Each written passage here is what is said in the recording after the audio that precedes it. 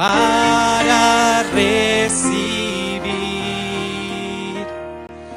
Rompe el duro suelo en mí, ayúdame a creer. Tu palabra siembra en mí, su fruto haz crecer.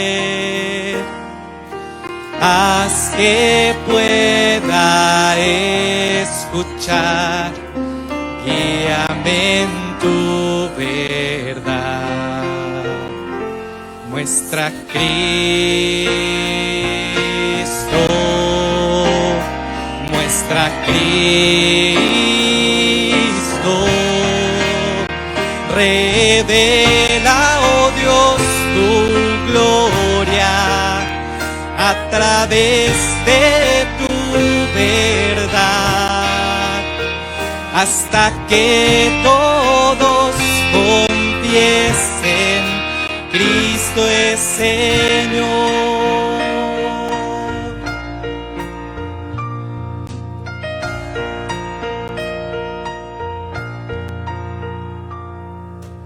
Viva luz es tu verdad en mi oscuridad,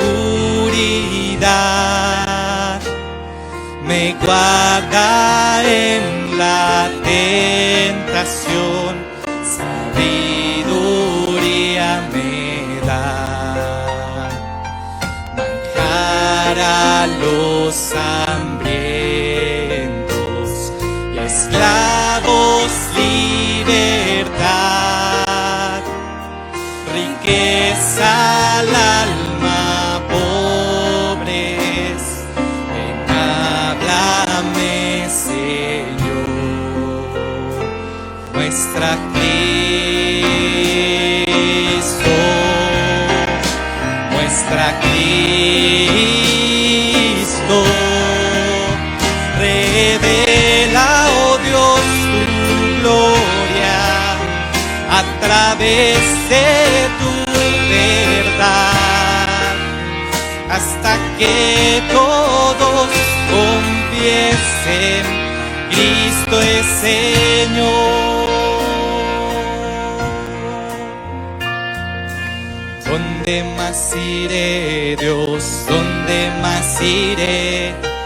Tienes palabras de vida eterna. ¿Dónde más iré, Dios? ¿Dónde más iré? Tienes palabras de vida eterna. ¿Dónde más iré, Dios? ¿Dónde más iré? Tienes palabras de vida eterna. ¿Dónde más iré, Dios? ¿Dónde más iré? Tienes palabras de vida. ¿Qué tal? ¿Cómo están? Buenas tardes. Espero que estén pasando un buen tiempo en este comienzo que estamos avanzando el mes de septiembre, ya acercándonos a la mitad del mes. Y una vez más estamos agradecidos por aquellos que en estos momentos están conectándose. Miramos algunos que están en estos momentos a través de Facebook y también de YouTube conectándose. No quiero que se olviden de suscribirse al canal y también aquellos que nos siguen por la página, de darle un like o también ser seguidores de todo lo que está pasando. Si hay motivos de oración, siempre ponemos los números telefónicos ahí, que es por WhatsApp, de enviar por mensaje, y también pueden mandarlo ahí en la parte de abajo. Gracias a aquellos que también oran por el ministerio acá, que estamos localizados en el oeste de Atlanta, Georgia, acá en los Estados Unidos, y siempre salimos en el horario este, porque hay 3 horarios acá en los Estados Unidos, entonces estamos en el lado este de Estados Unidos, y es el horario que siempre salimos cada jueves. Ahí pueden compartir con algunos seres queridos o amigos estos mensajes o estudios bíblicos, ya que no solamente es para nosotros los creyentes, pero también para algunos que tal vez son de un trasfondo religioso, también ni siquiera son religiosos, creo que la palabra de Dios es para todo. Así que también vamos a estar preparándonos para tomar un tiempo de oración. Ahí van a salir los motivos y le animo a que con su familia o con aquellos que están rodeándolo, si está solo, se acerque al trono de la gracia y esté intercediendo en el trono de la gracia. Ahí en el libro de 1 Timoteo nos dice que debemos orar por todos los hombres, ¿no? Entonces estamos orando también por el gobierno, por las autoridades, también por aquellos pastores, misioneros o ancianos, iglesias en medio de esta pandemia y también por lo que va de este año 2020. Nosotros estamos saliendo en esta noche ya en el cuarto estudio que tiene que ver al Dios no conocido y es posible que estamos finalizando, esperamos que sea de gran edificación. Bueno, entonces le animamos a nuestras reuniones presenciales que estamos teniendo los días domingos, 10:30 de la mañana y 18 horas de la tarde. Estas dos reuniones son para crecimiento espiritual. Ahí la dirección aparece donde puede venir y también agradecemos a aquellos que contribuyen. Si usted es parte ya de una iglesia, sígase congregando, pero si usted vive acá en la zona y no tiene dónde reunirse y está a una distancia módica sin tener que dejar de reunirse donde está, entonces le animamos a que sea parte de las reuniones presenciales que tenemos los domingos. Y como hoy, siempre los estudios virtuales, posiblemente vamos a comenzar también próximamente presencialmente, pero siempre vamos a tener un estudio bíblico en línea y motivos de oraciones para que ustedes sigan aprendiendo y sigamos creciendo juntos, ¿no? Entonces, en estos momentos vamos a ir al tiempo de oración, ahí van a salir los motivos.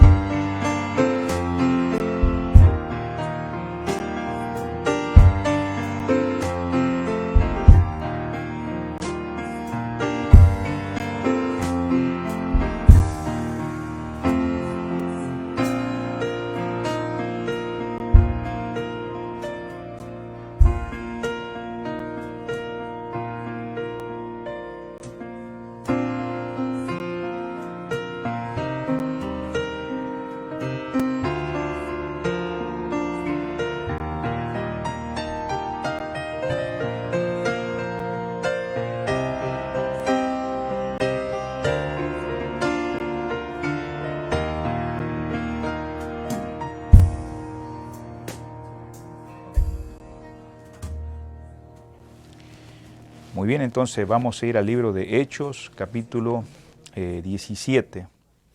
En el versículo 16 comenzamos hace 3 semanas o jueves anteriores, pero ahora vamos a empezar desde el versículo 30 al 34. Hechos capítulo 17, versículo 30 al 34.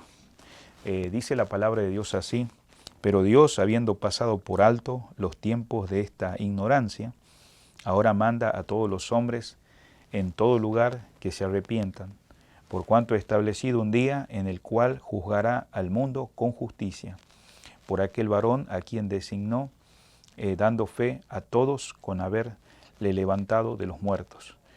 Pero cuando oyeron lo de la resurrección de los muertos, unos se burlaban, otros decían, ya te oímos acerca de esto otra vez. Y así Pablo salió de en medio de ellos, mas algunos creyeron juntándose con él, entre los cuales estaba Dionisio, el Areopagita, una mujer llamada Dámaris y otras con ellos. Bueno, que el Señor bendiga su palabra en esta noche. Le invito a que vamos al trono de la gracia. Aquellos que están ahí con ustedes o si están solos, le pido que nos acompañen y vamos a estar orando para que Dios nos abra el entendimiento. Oremos. Padre amado, en esta tarde te damos gracias por estar juntos compartiendo este tiempo tan maravilloso cada vez que salimos por estos medios. Gracias, Señor, porque podemos tener un lugar donde congregarnos en tu nombre, Señor, en esta zona del oeste de Atlanta, Georgia, esta ciudad de Villarrica. Gracias por la Iglesia Bautista Efesio que nos abrieron las puertas para poder tener reuniones en este lugar. Y Padre amado, te damos gracias por esta salvación tan grande y el amor incondicional que has tenido para hacer este plan de redención, donde un día, Señor, estando en condición de estar muertos, sin vida, sin esperanza, nos has alcanzado, Padre amado, a través de tu amado Hijo, el Señor Jesús, que es nuestro Salvador y Señor. Y en estos momentos, Señor, mientras estamos acá en este estudio de este día jueves, ábrenos el entendimiento, bendice a todos aquellos que se están conectando o que desde el principio han estado en esta reunión virtual. Te pedimos que los bendiga a cada uno de ellos. Algunos están en necesidad de salud, otros están en necesidad, Señor, también de trabajo. Algunos están pasando tiempos difíciles con sus seres queridos, que estés obrando en sus vidas personales, dándole la fortaleza.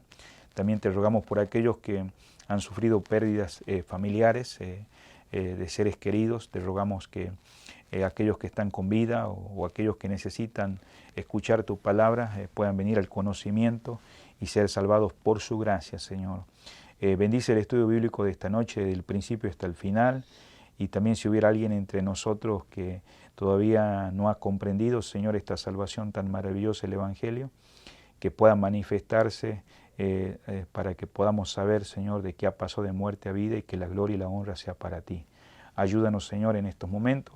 Nos encomendamos a su guía y en su sujeción, Señor, que obres en nuestras vidas y nos ayude a ser un canal de bendición para gloria y honra de su nombre. Te lo pedimos humildemente en el nombre precioso de Cristo Jesús, nuestro Señor y Salvador. Amén. Bueno, nosotros estamos en nuestras Biblias en esta noche en el libro de Hechos, capítulo 17, versículo 30. Y nosotros ya hemos venido mirando dónde todo esto acontece en Atenas. Pablo está por un momento en espera de aquellos que iban a después reunirse más adelante. Ahí lo menciona en el capítulo 17, versículo 16. También miramos que estaba en un lugar donde había mucha idolatría y templos, era Atenas, y también miramos claramente que fue convocado al Areópago, donde él ya había estado compartiendo el mensaje de las buenas nuevas, el Evangelio. Entonces ahora, en este momento, él se encuentra donde está el lugar donde se llama el Areópago, donde estaban los epicúreos, los estoicos, que eran algunas de esas filosofías y aún religiones que había en aquellos días, que eran las más predominantes en esta ciudad. Y entonces ahora él está dando un discurso, y entonces entramos al versículo 30, donde él le hace ver quién es Dios, aquel Dios que ellos no conocen, que él es un Dios que no está en un lugar específico, sino que él es el creador de toda la humanidad, del universo, y que no depende de nosotros, sino que nosotros somos los que dependemos de él. Entonces, con todo lo que viene Pablo dando ese discurso a a este grupo de griegos y también gentiles, que sabemos que son ellos, así como muchos de nosotros, que no venimos con un trasfondo judío. En el versículo 30 dice, pero Dios habiendo pasado por alto. Entonces, desde este momento, mientras Él sigue dando el discurso en este auditorio, muchos están atentos, están mirando claramente cada palabra, cada gesto. Entonces, Él ha presentado al Dios como ese Dios creador, que no puede ser reducido a solamente a las figuras que ellos se han imaginado, ni tampoco pretende que lo hagan de una manera visible para ser adorados, ya que ellos tenían muchos dioses, como hemos enseñado en anteriores enseñanzas, y que Él es el único Dios que tiene derecho de establecer lo que desea para sus criaturas. Entonces ahora Él lo está presentando de dos maneras sencillas. En primer lugar, le hace ver que ellos han tenido indulgencia, han tenido maneras de ver la divinidad de Dios y que pasa por alto en el tiempo estas ideas que ellos se habían hecho, que no son las ideas correctas, sino ideas vulgares sobre cómo Él tiene el hombre. O sea, el hombre sin Dios, sin vida y sin esperanza, su pensamiento, su imaginación no es la manera en la cual se imagina, y entonces advirtiendo que el tiempo de esta ignorancia ha terminado. Cuando Él está comenzando de esta manera, pero Dios habiendo pasado por alto, entonces está dando a entender, bueno, ya basta, ya esta ignorancia ha terminado, ya no puede extenderse más. Por eso Pablo estaba siendo usado en medio de ese grupo y también de los que ya habían oído. Entonces la ignorancia voluntaria de los hombres que en aquellos días no buscaron al verdadero Dios a pesar de manifestaciones visibles. Usted sabe, si vamos a Hechos capítulo 14, versículo 16, dice la palabra, en las edades pasadas Él ha dejado a toda la gente andar en sus propios caminos, en las edades pasadas. Entonces, esa ignorancia voluntaria de no buscar al verdadero Dios, a pesar de manifestaciones visibles en la naturaleza, en su creación, que no está libre de culpa, ¿no? Porque son responsables, fue pasada por alto, permitiendo que cada uno de los seres humanos pudieran seguir su camino a su manera. Entonces, ahora Dios es paciente en su gracia, como también en nuestros días, extendiendo a los hombres su misericordia, como estos griegos, a pesar de su pecado de ignorarlo, ¿no? Entonces Dios no justifica que consideren, en este caso, la responsabilidad de cada uno de ellos. Al contrario, ellos un día van a rendir cuenta a Dios. Si vamos a Romanos, por favor, capítulo 1, versículo 19, Romanos capítulo 1, versículo 19, dice la palabra, porque lo que de Dios se conoce le es manifiesto, pues Dios se lo manifestó. Porque las cosas invisibles de Él y su eterno poder y deidad se hacen claramente visibles desde la creación. ¿Desde cuándo se hace visible? Desde la creación. Visible, siendo entendida por medio de las cosas hechas, de modo que no tienen excusa. Entonces Dios no justifica a los hombres que considera responsables de su conducta, pero en esta ocasión, si usted mira ahí, el tiempo de la ignorancia, que hemos visto que Pablo le hace ver a ello, Dios estuvo pasando por alto. O sea, concluye con este mensaje que Él está proclamando un llamamiento a ellos, un llamamiento al pecador. En el Evangelio, Dios puede perdonar ahora ese pecado del hombre, porque Cristo ha hecho la obra de redención y Él va a estar empezando a hablar. Por eso en el versículo 30 volviendo dice, pero Dios habiendo pasado por alto. Otra versión en las Escrituras dice, empero Dios, una versión antigua, empero Dios habiendo disimulado los tiempos de esta ignorancia. O sea, pasó por alto, pasó sin tomar en cuenta y hasta soportó sin imponer castigo. Claro que Él no es que no sabía, sino que permitiendo tan solo que la degradante tendencia de semejante culto se siguiera desarrollando. Por eso leímos hace un momentito Hechos 14, 16.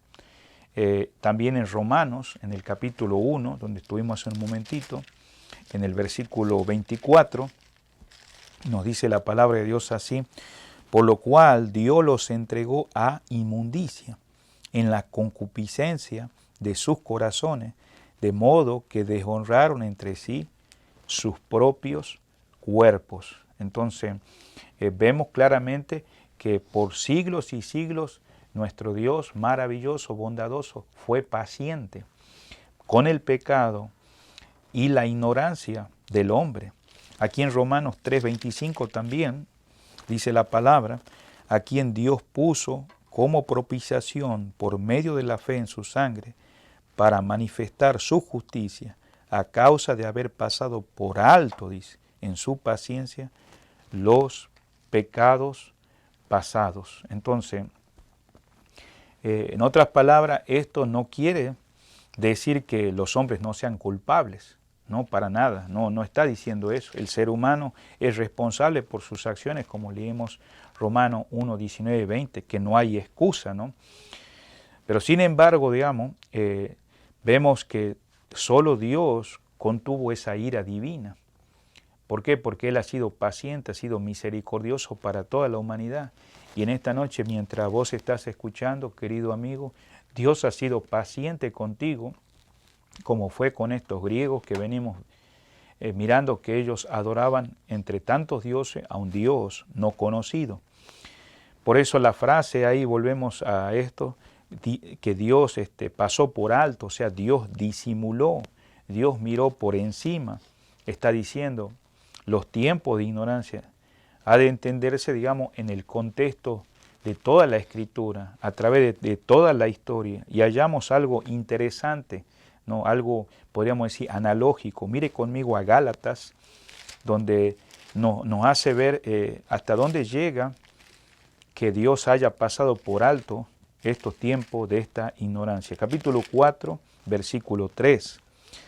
Así también nosotros, cuando éramos niños, estábamos en esclavitud bajo los rudimentos del mundo. Pero cuando vino el cumplimiento del tiempo, Dios envió a su Hijo nacido de mujer y nacido bajo la ley, para que redimiese a los que estaban bajo la ley, a fin de que recibiésemos adopción de hijos. Entonces, vemos que no se trataba de la esclavitud del hombre, ¿no? Sea bajo la ley o sea bajo los rudimentos del mundo. Ahora, la ley, estamos hablando del Antiguo Testamento, hablando de los 5 primeros libros para el mundo judío, o sea, para la nación de Israel, pero que también es universal para todo el mundo, pero también para aquellos que están bajo rudimentos del mundo. Y cuando hablamos de rudimentos significa filosofías que muchas veces no tienen un fundamento, y que tal vez vos tal vez no sabes mucho de la ley, no entiendes nada de religión, pero el Señor nos hace ver qué importante es los rudimentos. ¿Por qué? Porque es una esclavitud en la cual el ser humano está.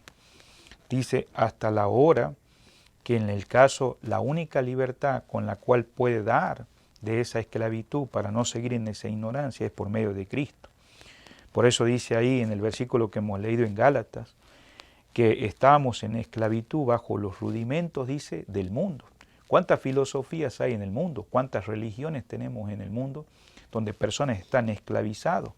Pero qué maravilloso que dice que Dios envió a su Hijo nacido de mujer, hablando de Jesús. Es el único quien nos puede libertar y darnos a mostrar quién es ese Dios que realmente no es conocido, pero que Él se revela habiendo venido hace más de 2000 años. Por eso, volviendo a Hechos 17:30, dice, ahora, es verdad que ha habido un tiempo que Dios ha disimulado, pero ahora estamos en una nueva luz. Ahora está como algo que está amaneciendo en este mundo. Es como esa luz que amanece en la mañana, ese sol, y empieza a mostrarse más claramente. Bueno, en esos momentos, esos griegos se le estaba iluminando. O sea, Dios disimulaba y ya había mirado por encima todos esos tristes tiempos ahora la luz empezaba a tomar auge y a hacer ver que la idolatría que tenían no era correcta, que había habido perversos pensamientos en sus corazones al ser un hombre, una mujer caída, y no hemos de olvidar que el ser humano empieza a caer y falla en ese Edén cuando Dios lo crea, y ellos desobedecen, ofenden a Dios y entran en una muerte espiritual, en una separación entre el hombre y Dios. Su relación se corta por el pecado. Entonces ahora en estos momentos vemos que Pablo y aquellos compañeros están proclamando una crisis de juicio, pero también a la vez la posible redención de los hombres por medio de Jesucristo.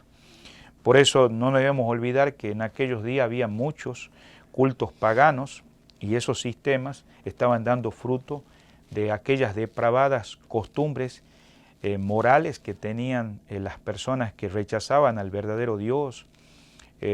No solamente había costumbres depravadas, sociales también, en medio de la sociedad, y no podían permanecer en esa manera a través del tiempo, entonces siendo ajenos a lo que verdaderamente el Señor exigía, una relación entre Dios y su creación. O sea, Dios al principio, digamos, quiso tener esa relación, pero se rompió por causa del pecado, de modo que Dios había fijado un día del juicio. Por eso estamos mirando el versículo 30, dice, ahora manda a todos los hombres. ¿Para qué Dios está exigiendo? Dios ha fijado un día del juicio, en el cual todo lo que ha pasado a través de la historia, además de todo ser humano, con ello relacionado para ser examinado en su vida, cómo ha vivido, y juzgado con una absoluta justicia. No con un juez como conocemos hoy en día, que a veces los mismos jueces humanos tienen sus fallas, no, con un juez justo, y es Dios. Entonces el versículo que estamos ahí, 30, dice claramente, ahora manda, ahora está denunciando, es decir, ¿por qué? Porque aquel deber, porque es un deber de cada ser humano, que está alejado de su Creador, está separado por causa del pecado, ¿no? Sabemos que pecado te lleva a otro pecado y a otro pecado, y entonces ahora está recomendando, ¿no?, sin sentirse. Y por eso la frase acá está culminando, exigiendo una decisión frente a este mensaje divino que Pablo está hablando a estos griegos, y contenían conceptos muy ajenos a la manera que ellos pensaban, porque acordémonos que estos no eran judíos. No pudo por menos levantarse oposición, a no ser que los oyentes buscasen seriamente el camino de luz. En estos momentos la luz estaba llegando, ¿no? Anteriormente estaban en esa oscuridad, la palabra estaba llegando a sus corazones. La pregunta sería, si ellos estaban escuchando este mensaje que Pablo estaba dando en ese areópago, la pregunta sería, ¿qué era aquello de arrepentirse? Podrían preguntarse.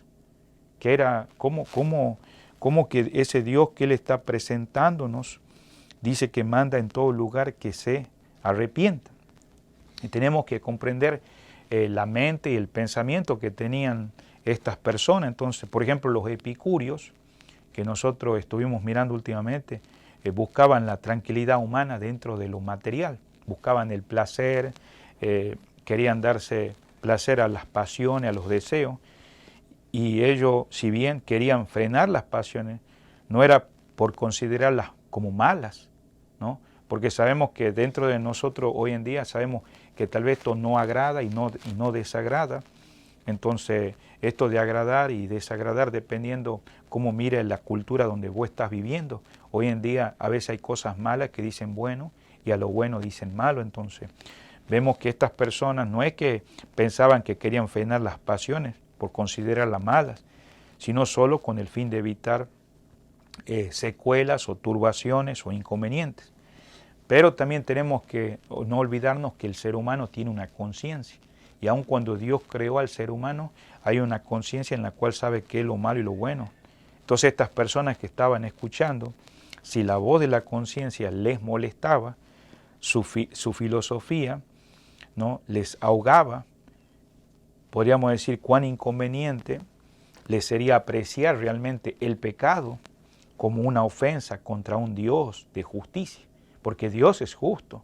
Entonces, ya hemos visto los epicúreos, pero los estoicos eran personas que amaban, digamos, el sufrir, el pasar por tiempos difíciles y se gloriaban de su propio valor, o sea, de su orgullo, y de esa manera era su manera de ánimo. La pregunta es, por ejemplo, para los mismos también estoicos que estaban presentes ahí, habían de confesar sus pecados, por ejemplo, como ellos sabían que las mujeres a veces que estaban asustadas o afligidas confesaban. Podríamos pensar en el pensamiento, cómo pensaban ellos, los estoicos. Entonces, qué maravilloso ver, digamos, que dentro de este grupo que estaba oyendo, había gente que estaba consciente de un Dios justo, de un Dios que les hace ver que ya ahora ha llegado el tiempo de arrepentirse. Y uno de ellos fue, y lo vamos a ver en un momento más, a Dionisio, ahí al final, en el versículo 34, Dionisio y algunos otros estaban conscientes de su condición y también del fracaso íntimo en sus vidas morales, en sus vidas espirituales. Y es esa luz que estaba penetrando a sus corazones, a su vida, que es de Dios, porque Él es la luz verdadera, le estaba dando esperanza. En este pensamiento, ¿cuál era? El arrepentimiento. Porque Dios es el que obra, querido amigo. Dios te está haciendo ver la importancia de arrepentir, pero también de ese juicio, porque un día vamos a tener que estar frente a un juez justo. Y esta iniciativa, ¿no? También entre otros, más adelante vamos a ver que se burlaban, pero hubo hombres como Dionisio y otros. Por eso, volviendo al versículo 30, dice ahí, manda a todos los hombres, ¿no? Entonces vimos ahí que todos los hombres, en todo lugar, que se arrepientan. En Colosenses capítulo 1, por favor, vamos a ir a Colosenses capítulo 1. La palabra de Dios nos dice así: ha llegado hasta vosotros así como a todo el mundo, y lleva fruto y crece también en vosotros desde el día que oísteis y conocisteis la gracia de Dios en verdad. Entonces, a su debido tiempo envió un Salvador. Y ese Salvador ya vino hace más de 2000 años atrás. Caminó por Jerusalén, por Galilea, por los alrededores, y Él tuvo que morir por nuestros pecados y fue sepultado y resucitado. Entonces, por eso vemos que ahora Dios ordena a todos los hombres que se arrepientan de ¿qué? De sus caminos insensatos, de haber andado en esa ignorancia.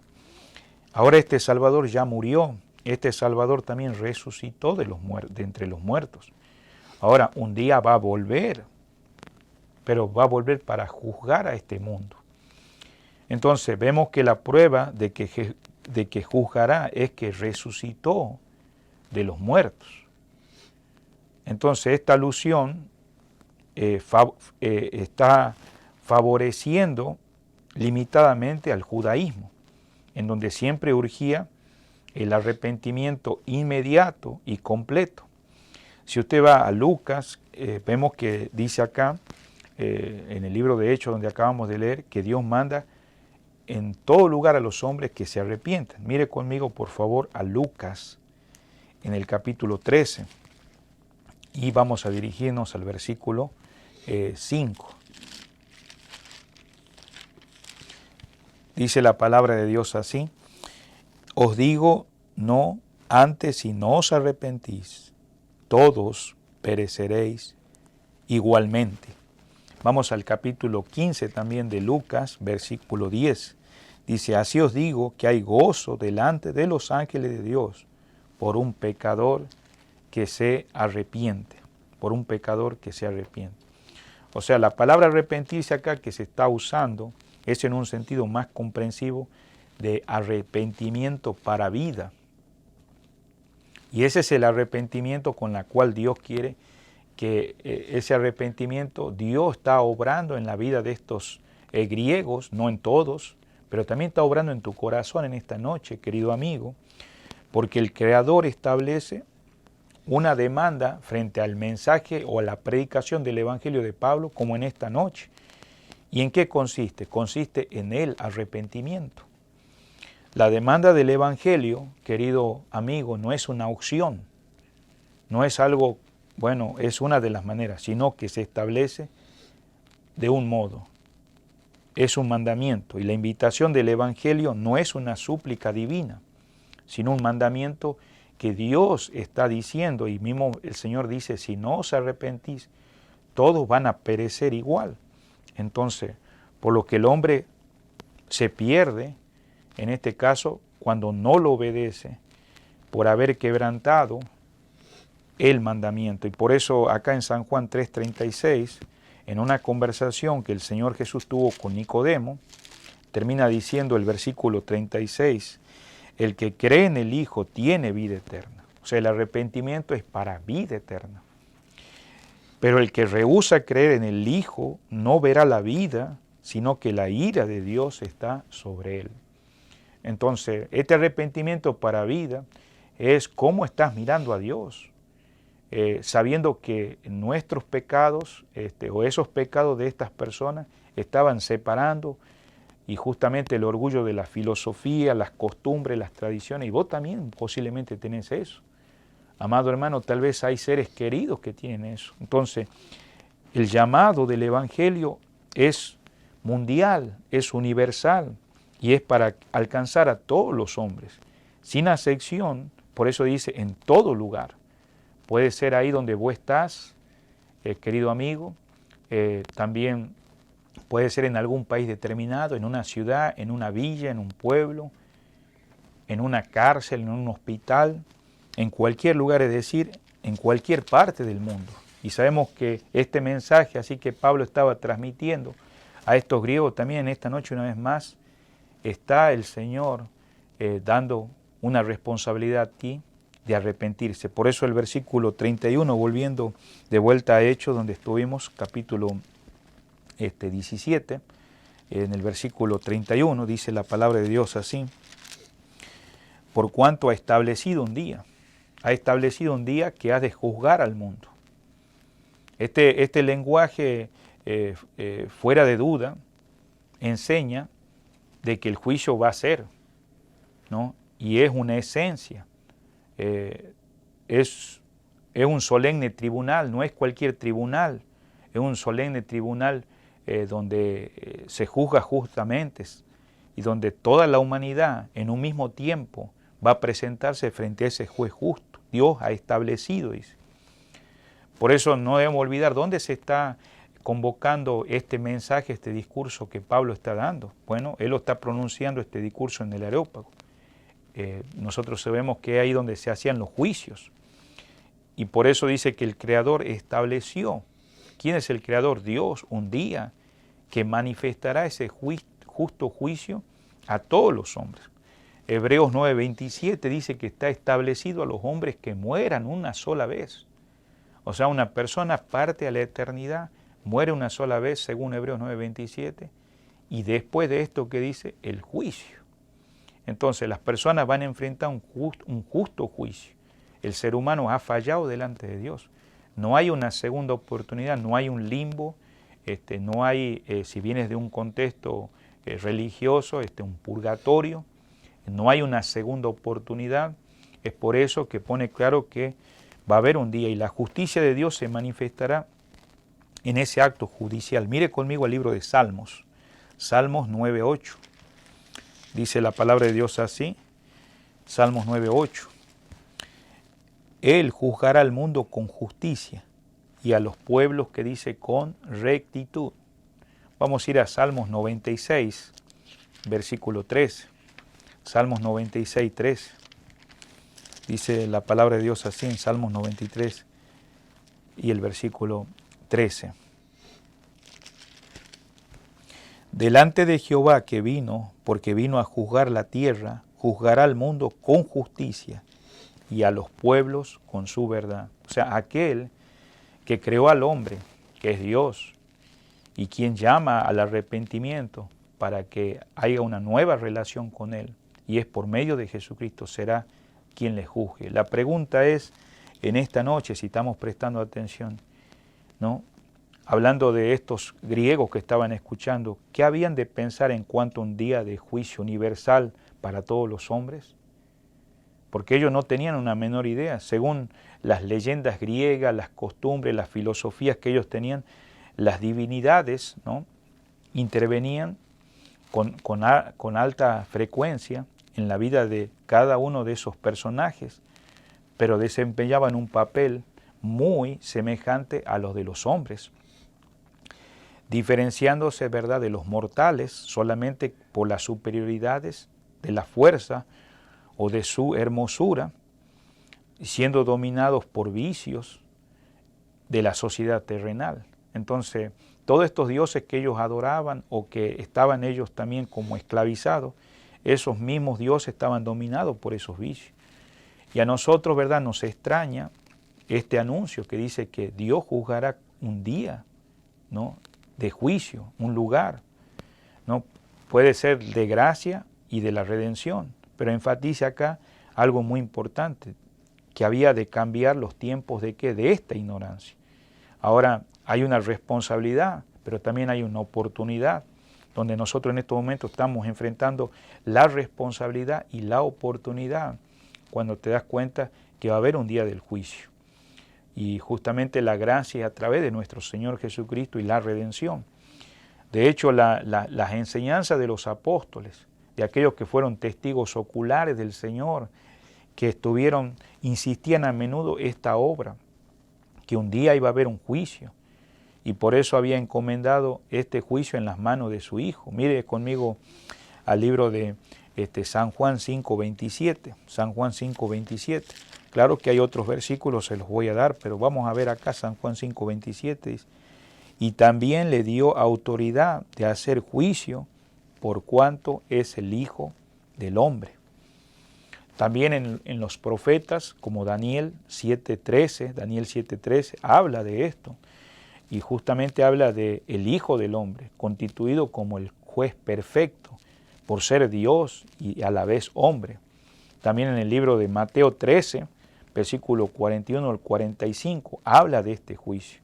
Y aquí nosotros que estamos en Hechos, capítulo 10, por favor, versículo 42, Hechos 10, 42, dice la palabra de Dios así: y nos mandó que predicásemos al pueblo y testificásemos que Él es el que Dios ha puesto por juez de vivos y de muertos. Entonces, una vez más estamos mirando de aquel varón en el cual determinó nuestro Dios. Entonces, Dios lo ha designado como juez. La confirmación de esta designación que vemos acá es precisamente que Dios le levantó de entre los muertos. Jesús ya ha resucitado. Ahora, ninguna mente de filósofos griegos podía admitir la resurrección en aquellos días de un hombre entre los muertos, porque ellos no habían escuchado de esa manera. Pero muchos, como este caso, que había designado por haber resucitado como un juez universal, además entendían todavía menos que fuese prueba de haber sido designado como juez. Entonces, además, entendían también que la resurrección de Cristo, para nosotros, claro, no para ellos, pero para nosotros los creyentes y para los apóstoles, que la resurrección de Cristo es la base de la fe cristiana, es lo que se proclama. Y ahora este mensaje del Evangelio que los apóstoles estaban predicando, todos, para los judíos como para los gentiles, acá en Hechos 2:24 siempre se menciona de esta resurrección. Dice acá en Hechos capítulo 2, versículo 24, el mensaje que Pedro proclamó, el cual Dios levantó suelto los dolores de la muerte, por cuanto era imposible que fuese retenido por ella. En el versículo 32 dice: a este Jesús resucitó Dios, de lo cual todos nosotros, que dice, somos testigos. Entonces, por eso dice ahí el versículo que estamos ahí en Hechos 17:31, dando fe a todos con haberle levantado de los muertos. O sea, esta es la evidencia más patente para toda la humanidad en general, la autoridad judicial de que Él fue resucitado Jesús y ahora está revestido. La pregunta en esta noche es, ¿quién sería aquel varón establecido por juez acreditado? Y según este extraño filósofo judío, por haber resucitado de entre los muertos. Acordémonos que para ellos era una sorpresa, ¿cómo puede ser eso? Pero sin embargo Dionisio, que lo vamos a ver ya finalizando ahora el estudio, este hombre humilde creyó y él escuchó las maravillas acerca de él, como vos lo estás escuchando en esta noche, y tenía ese interés por ese Mesías hebreo. Ahora sacando a un lado las ideas de la resurrección de entre los muertos, porque ellos tenían un concepto diferente, digamos, y lo vamos a ver qué pensaban estos griegos.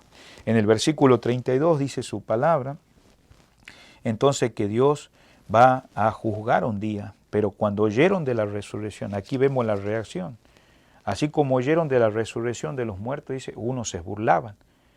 ¿Por qué se burlaban estos griegos? Bueno, los sabios de Atenas siempre formaban lo que podríamos decir la aristocracia, ¿no?, intelectual.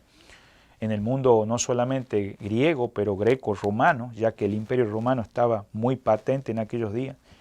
Nos vemos, digamos, que ellos no podían dejar ese orgullo de la filosofía, por eso reaccionaron así, porque algunos se burlaban al oír hablar de esta resurrección de entre los muertos. Y como dijimos, esa es la base, ¿no?, de nuestra fe. Pero también vemos que algunos creyeron. Y tal vez en esta noche, al escuchar este mensaje, vos estás reaccionando también, querido amigo. Tal vez en este momento dices, no, tal vez eso no es para mí. Ahora, querido hermano, estimado hermano en Cristo, esa resurrección es real. Si esa resurrección no fuera verdadera, entonces vana es nuestra fe. Entonces no estuviéramos en esta noche ni siquiera predicando este mensaje de esperanza. Pero también algunos vemos que creyeron y podemos pensar que la reacción de la mayoría se presentó por algo que vemos en el versículo 32. Dice, ya te oiremos, que dice, acerca de esto otra vez.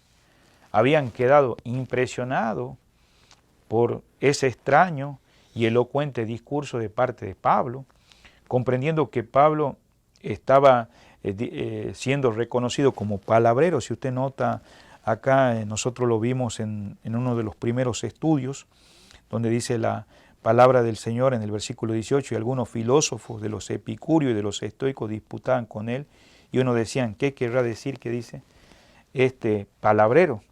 Entonces, ellos les interesaba oír, digamos, más de estas doctrinas en este lugar del Areópago. Entonces, la religión griega tenemos que nosotros entender que no era sino la glorificación de la vida presente. Ellos disfrutaban la vida presente, no pensaban en el futuro y comprendían que Pablo, cuando él estaba hablando de esta resurrección, entonces ellos decían, por medio del culto rendido en formas hermosas, la resurrección presupone la vanidad de la vida. Entonces, vemos claramente que ellos pensaban que en la vida presente era lo mejor y que la muerte era aquello que el pecado había manchado. Ese era el pensamiento griego y no podían tener ningún encanto hablando de esa resurrección como Pablo lo estaba expresando. Acordémonos que la mayoría de este concilio, de esta gente que estaba reunida en el Areópago, digamos, no pudo aceptar esta doctrina de la resurrección.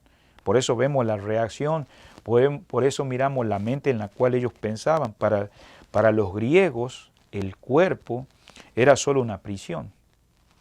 Entonces, mientras más pronto la persona dejara el cuerpo, ellos pensaban que un día iban a ser felices. La pregunta, entonces, para ellos venía, por esa reacción que tenían, ¿por qué resucitar, ¿no?, un cuerpo ya muerto y vivir en él de nuevo? Para ellos ese era el razonamiento humano que pensaban. ¿Y por qué Dios iba a molestarnos o molestar con un juicio personal a cada hombre? Entonces esta clase de enseñanza era para ellos algo difícil de aceptar en esta comunidad. Y ellos creían en la inmortalidad, pero no en la resurrección. Ellos sabían que había algo después de la muerte, pero era una inmortalidad, no con una resurrección. Entonces esta doctrina daba el golpe de muerte a sus ideas fundamentales de griegos y aquellas cosas que ellos habían sido educados, mientras no se comprobase que éstas eran falsas, ¿no?, y fatales para ellos. Entonces podría la resurrección y el evangelio ser esa doctrina primordial, y por eso ellos quieren ridiculizar a Pablo. Tal vez en esta noche, mientras estás escuchando, dirás, bueno, ¿qué pensamiento tienen estos griegos? Pero mi pregunta en esta noche, si el evangelio, las buenas noticias, es la manera en la cual Dios ha usado para restaurar la relación con el ser humano, no para seguir en una religión, sino para conocer al Dios vivo y verdadero. Tal vez vos tenés un contexto diferente en tu manera de pensar, como estos griegos. Estos griegos rechazaban por la manera, pero vos también has recibido educación en la escuela, en la universidad, en las tradiciones, en las costumbres, y tal vez son buenas, pero tu orgullo te impide y entras en esta posición donde vemos que gente se burló. Por eso dice la palabra ahí, otros decían, te oiremos acerca de esto otra vez. O sea, en otras palabras, de una manera ociosa hacia Pablo, para ellos acallar su conciencia. Vemos a menudo también eso en nuestros días también. Pablo también le habló a otros hombres.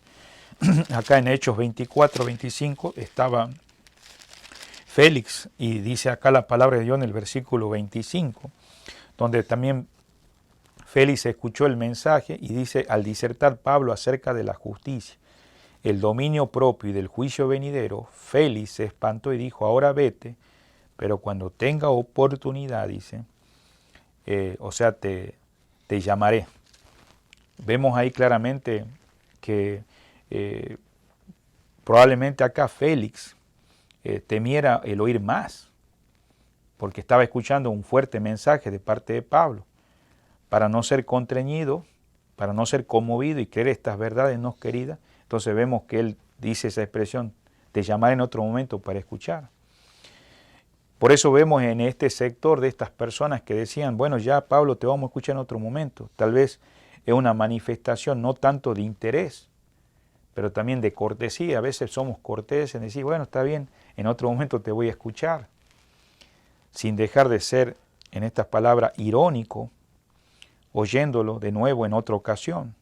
Por eso vemos que ponían de manifiesto que el Evangelio no era un mensaje aceptable para el pensamiento humano. Querido amigo, este mensaje que estamos dando en esta noche es aceptable a tu vida, que Cristo murió, fue sepultado y resucitó, y sabemos que un día ese que ha resucitado se llama Jesús, Cristo Jesús nuestro Salvador, va a hacer un juicio justo y va a traer nuestra vida. Y lo que si nosotros hemos rechazado a Él como el Salvador y el Señor, el Dios vivo y verdadero, el Creador de este mundo, nuestro Salvador y Señor, entonces no habrá una segunda oportunidad. Por eso el versículo 34, volviendo al capítulo 17, dice que versículo 33, Pablo salió de en medio de ellos. Si él se hubiera expuesto más todavía, insistiendo más este plan que él estaba dando del Evangelio, en este discurso, si no hubiese sido interrumpido y si esto hubiera reservado para seguir escuchando más a los interesados, seguramente no podían tener ya excusa de decir, acá nos rendimos. Pero bueno, vemos que fue interrumpido. Y solamente el discurso no ha de detenerse por completo del todo. Por eso el apóstol, hablando de Pablo, quien estaba dando este discurso a estos griegos, había señalado, cumpliendo lo que más tarde Pablo iba a escribir a los corintios. ¿Por qué? Porque sabemos que los corintios tenían un trasfondo como estos de Atenas, y otros también vemos a través de la historia de la iglesia. Mire conmigo a 1 Corintios, capítulo 1, versículo 26. Dice la palabra de Dios así, pues mirad, hermanos, vuestra vocación, que no sois muchos sabios según la carne, ni muchos poderosos, ni muchos nobles. Vemos que Pablo resalta esa palabra de muchos sabios, ni poderosos, ni muchos nobles, porque ese era el contexto que venían los corintios, hablando, porque eran de un trasfondo griego. Entonces, vemos que en la vida cristiana, amado hermano, nosotros aceptamos el mensaje porque Dios nos ha ido transformando, porque conocemos a ese Dios vivo y verdadero. Pero es probable que Pablo les mirase de forma que expresaran su poca estima a la sabiduría que ellos ya tenían de este mundo y su compasión por esas almas que ellos estaban cegados, y por eso él salió del medio de ellos, ¿sí? No quiso seguir insistiendo más porque ellos expresaron esa actitud. Y sabemos que en este mundo hay sabiduría de Dios y está la sabiduría de este mundo, que según Santiago dice que es animal, diabólica. Entonces, sin duda, el orgullo y el menosprecio, Pablo se retira de una manera, como dice acá, en medio de ellos. Terminando el versículo 34, dice, mas algunos creyeron. Y qué maravilloso.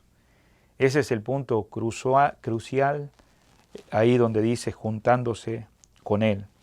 Lejos de burlarse, ¿no?, ya de terminar el asunto cortésmente, porque algunos se separaron de esa manera, habiéndole escuchado con interés, se unieron a Pablo para recibir, dice, creyeron, dice la palabra. Y este creer es que abrieron sus corazones porque Dios estaba obrando en ellos ya.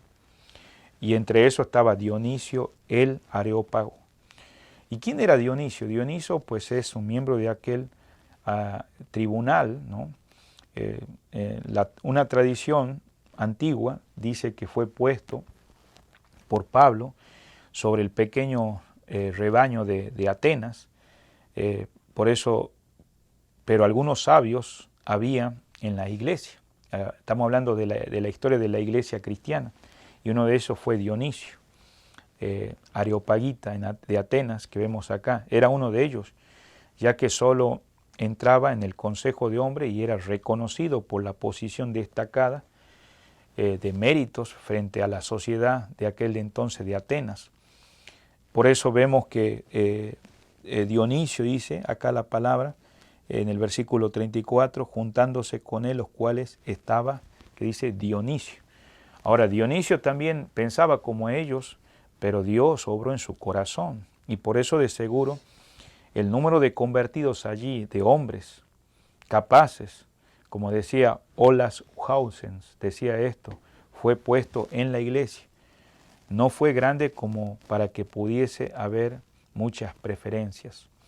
Entonces también entre eso no solamente se menciona a Dionisio, se menciona a Dámaris.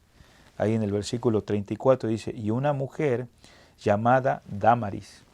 Ciertamente no una de las oyentes en el Areópago, sino también ganada para la fe en el Señor Jesucristo, antes o después del discurso. ¿Por qué decimos esto? Es extraño la mención del nombre acá de esta mujer que dice Dámaris, ya que las mujeres casadas atenienses no solían presentarse en estos lugares públicos, y se ha pensado que podría pertenecer a una clase que le llamaban hetera, o sea, mujeres cortesanas, mujeres que a veces eran muy cultísimas, ejercían gran influencia en el círculo social y político de aquella ciudad de Atenas. Mira, con esto te quiero decir, yo no sé cuál será tu condición social, pero sabemos que Dios está obrando en tu corazón y Él quiere que respondamos a ese arrepentimiento, porque un día puede ser tarde. Y Dámaris fue ella. Nada se sabe de exactamente, pero las labores de Pablo allá en Atenas, cuando permaneció la conversión de mujeres a la integración de la iglesia a través de la historia, tiene gran importancia en el Nuevo Testamento. Entonces vemos acá que más allá de los dos, también se unieron aceptando el mensaje del Evangelio, con la cual es para arrepentimiento, para vida. Por eso dice ahí la palabra ahí, y otros con ellos. Entonces vemos acá que hubo tres respuestas a este diferente mensaje para finalizar. Algunos se burlaron, se rieron, se mofaron. Yo no sé en cuál lugar estás, querido amigo, y no tomaron en serio el mensaje de Pablo. Otros se interesaron y dijeron, bueno, vamos a oírte más adelante. No sabemos qué va a pasar mañana. La Biblia habla, hoy es el día aceptable, hoy es el día de salvación. No habla de mañana porque no sabemos qué pasará en nuestra vida. Dice que es una neblina que sale a la mañana y no pasa muchas horas que desaparece. Algunos también vemos acá como Dámaris, como Dionisio, como los demás. Dice que aceptaron lo que Pablo dio, el discurso, el mensaje, y creyeron a Jesucristo. ¿Y qué pasó? Fueron salvos, fueron nacidos de nuevo, fueron regenerados, convertidos. Nos preguntamos si los que pospusieron la decisión a la larga confiaron en Cristo. No lo sabemos, esperamos que sí. Pero una de las cosas, digamos, que también queda abierta, querido, y es que nosotros los que compartimos el Evangelio, si usted se da cuenta, digamos, que cuando Pablo se retiró, es cierto, Pablo no fue expulsado, él dejó las puertas abiertas que posiblemente en un futuro pueden volver. Es que nosotros, queridos hermanos, cuando compartimos el mensaje del Evangelio, no es para ir a discutir con las personas. El mensaje, digamos, es que Dios haga la obra y que nosotros seamos los canales compartiendo esas buenas noticias, el mensaje de salvación. Pero, como alguien dijo, House, decía, es un hecho, ¿no?, que la población, así como de Tesalónica, que eran de un trasfondo también gentil, griego, y también como los corintios que hace un rato leímos acerca de que ellos eran muy nobles, de mucha sabiduría, recibieron el mensaje de Dios con mayor prontitud, ¿no? Y después en el cambio, digamos, estos de Atenas, donde ahora Pablo está acá en el Areópago, que eran eruditos, sabios, es interesante ver que hay dos cartas que son dirigidas, una a los tesalonicenses, primera y segunda tesalonicenses, y también la otra carta, primera y segunda de Corintios. Y nos queda, digamos, como testigo de aquellas iglesias que florecieron, porque Dios obró en el corazón. La iglesia no son los edificios, la iglesia son aquellos que son parte de ese cuerpo de creyentes que han creído. Pero no aparece una carta que Pablo escribiera a los atenienses, ni leemos que haya habido en esa ciudad, entonces nos deja pensando. Ahora, la base de la predicación que vemos que Pablo dio acá, y eso lo podemos ver como aplicación para finalizar en esta noche, era la Escritura. Pablo usó las Escrituras y también acuérdense que él observó el contexto en el cual está. Nosotros sabemos que Dios nos ha llamado a ser discípulos, ¿no?, a ser testigos, a ser fiel al mensaje. Entonces, la base de la predicación de Pablo fue las Escrituras. ¿Estás usando la Escritura, querido hermano? ¿Estás usando la palabra de Dios para que Dios obre en los corazones? Cuando se repasa los mensajes que Pablo da, se observa esta realidad. Por ejemplo, el Evangelio es un mensaje de Dios. No es tu mensaje, no es mi mensaje. Por lo tanto, lo que se ha de predicar en la evangelización, y cuando hablamos de evangelización, es llevando el Evangelio. Puedes estar compartiendo en una cárcel, en una escuela, en una universidad, en el tiempo tal vez que estás almorzando en tu trabajo con algún compañero, en un velorio, de diferentes maneras, o ahí a través de este medio de la red social. Entonces, es la Escritura. Otra aplicación que podemos ver a través de esto es una evidencia del verdadero creyente y su deseo de reunirse con sus hermanos. Si usted nota ahí, como terminamos, dice versículo 34, mas algunos creyeron juntándose con él. O sea, ¿con quién? Con Pablo. Entonces, un creyente verdadero va a dar evidencia de un deseo espiritual, porque ahora tiene vida eterna y tiene vida en el Señor. Entonces, podemos ver acá la evidencia. Hay un claro ejemplo en otros pasajes, en momentos muy similares a la que Pablo está compartiendo. Y es en los hermanos de Tesalónica. Cuando ellos creyeron, se reunieron con Pablo y con Silas. Mire el versículo 4 del capítulo 17, dice, y algunos de ellos, esto es cuando Pablo estaba predicando en Tesalónica, se juntaron con Pablo y con Silas, y de los griegos piadosos gran número, y mujeres nobles no pocas. Entonces, la evidencia de un creyente es un deseo de reunirse con los hermanos. Querido hermano, cada vez que se abren las puertas de las iglesias, ¿te estás reuniendo? También hay lugares que todavía no han podido abrir, pero hay estos medios con los cuales estamos llegando, estudios bíblicos. podemos juntarnos en un hogar. Debemos saber que en los primeros siglos no existían todavía los templos. Los hermanos se reunían en casas. Entonces, más adelante, después del año 300 después de Cristo, empezaron en los edificios, construcciones que se hacían. Pero siempre estaban en los hogares reunidos, o ahí en una plaza, o en un lugar, los creyentes, la asamblea de los hermanos. Entonces, un claro ejemplo de esto en los versículos 4. Luego, al final, el grupo de convertidos en Atenas hicieron lo mismo. Estamos leyendo el versículo 34. Entonces, los creyentes somos llamados a congregarnos. No podemos darnos el lujo de cada vez que las puertas se abren, no reunirnos. Entonces, ¿dónde está nuestra evidencia de conversión, de regeneración, de ese arrepentimiento?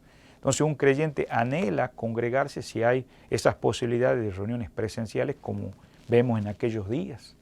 Pero también, digamos, están estos otros medios. Sabemos que hay lugares donde todavía hacen falta obras, plantar más congregaciones. Y a través de un radio, a través de otros medios, y leer la palabra, o juntándose 2, 3, están empezando a reunirse los creyentes. La ausencia de este interés pone en manifiesto de aquellos que en este caso están en crisis espiritual. Si vos no te estás congregando, Hebreos 10:25 dice, no dejándonos de congregar como algunos tienen por costumbre. Entonces había gente que se había acostumbrado en aquellos días, estos hebreos, debido a las persecuciones, al no tener un templo, al no tener un sacerdote, al no tener un sacrificio, digamos, que traían porque eran hebreos convertidos en cristianos, pero que ahora ya no estaban practicando el judaísmo. Entonces le da la esperanza el escritor a los hebreos: tenemos un sumo sacerdote, tenemos un templo no hecho de manos, entonces no dejémonos de congregar como algunos tienen por costumbre, si no sabemos que el Señor viene pronto. Y por último, la aplicación acá es testificar de Cristo. Si usted se da cuenta, exige un compromiso total. No es solamente cuando la iglesia dice los sábados nos reunimos. No, todos los días tenemos un compromiso a cada momento. La demanda bíblica acá es algo enfático, es de un alcance pleno, incluye una disposición al dar la propia vida. Por eso ahí en Apocalipsis termina diciendo el apóstol Juan a una iglesia que en este caso ya había descuidado, dice la palabra de Dios.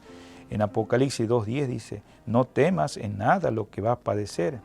He aquí el diablo echará a algunos de vosotros en la cárcel, para que seáis probados, tendréis tribulaciones por 10 días, sé fiel hasta la muerte, y yo te daré la corona de vida. Entonces, tenemos que tener una disposición de compartir el Evangelio. ¿Estás compartiendo el Evangelio? ¿Estás evangelizando? ¿Estás dando testimonio? Esta disposición no exige que se busque el conflicto, como dijimos. Acuérdate que Pablo se retiró de una manera cuando no veían, que no querían escuchar, pero algunos creyeron. Los apóstoles dejaron este ejemplo cuando salían de los lugares. ¿Por qué? Porque sabía que en medio de la oposición quedaba una puerta abierta. Que Dios nos ayude en esta noche a presentar a ese Dios no conocido como creyente. Le invito a que oremos en este momento. Padre Celestial, bendice su palabra, bendice este cierre del estudio bíblico, Señor. Y si hubiera alguien en esta noche que todavía no es un creyente y que está ahí luchando por entregarse, Señor, porque ya tú has obrado en su corazón, le has iluminado, el tiempo, Señor, ha pasado y sabemos que tu palabra dice que el tiempo de la ignorancia ya no se puede seguir. ¿Por qué? Porque nos demanda a todo hombre en todo lugar que nos arrepintamos. Si alguien en esta noche todavía no se ha arrepentido y no te conoce y ahora quiere abrir su corazón y se da cuenta que tú has muerto, has resucitado y que también por nuestros pecados ahora tenemos la solución. Tú eres nuestro Salvador y Señor, que puede restaurar esa relación, que hoy pueda abrir su corazón a ti, Señor. Y mientras estamos orando, ahí puede pedirle en su corazón que Él sea su Salvador. Bendice, Señor, este final también en los hermanos, que podamos ser testigos, que podamos ser fieles con su gracia, Señor, que estés obrando, Señor, en esa fidelidad de usar las Escrituras en el mensaje, Señor, y de congregarnos, Señor, de tener esa comunión íntima contigo. Te pedimos todo esto, Señor, en el nombre poderoso, precioso de Cristo Jesús. Amén. Y hermanos queridos, te invito a que si vives acá en la zona, nos miramos este próximo domingo 10:30 y por la tarde 18 horas. Que tengas un bendecido fin de semana.